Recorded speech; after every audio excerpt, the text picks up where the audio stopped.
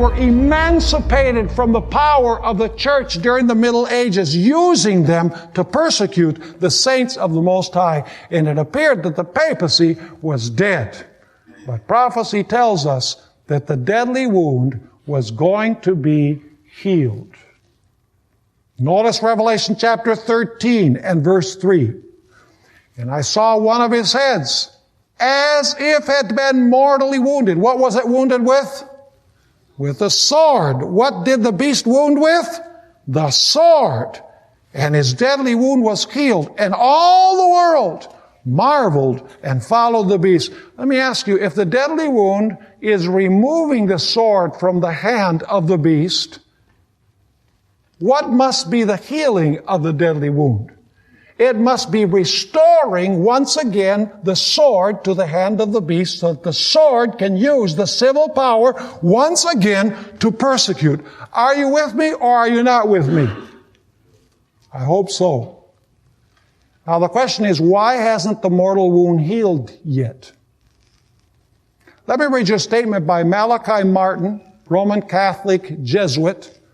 He wrote in 1986 a very revealing statement. I don't think he really realized what he was writing and the prophetic implications of it. But he said in 1986, for 1,500 years and more, Rome, he's talking about the Roman Church, Rome had kept as strong a hand as possible in each local community around the wide world. So notice, for 1,500 years, Rome had kept a strong hand in every local community around the world. And then he says this, by and large, and admitting some exceptions, that had been the Roman view. What had been the Roman view? Exercising power with a what?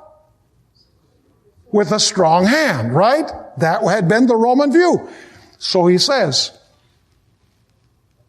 by and large, and admitting some exceptions, that had been the Roman view until 200 years of inactivity had been imposed upon the papacy by the major secular powers of the world. What is it that keeps the deadly wound in place? The major secular powers of the world, because they have not allowed the papacy to climb on them again. They have not allowed the papacy to use them. Are we starting to see changes even within the United States of America? We most certainly are.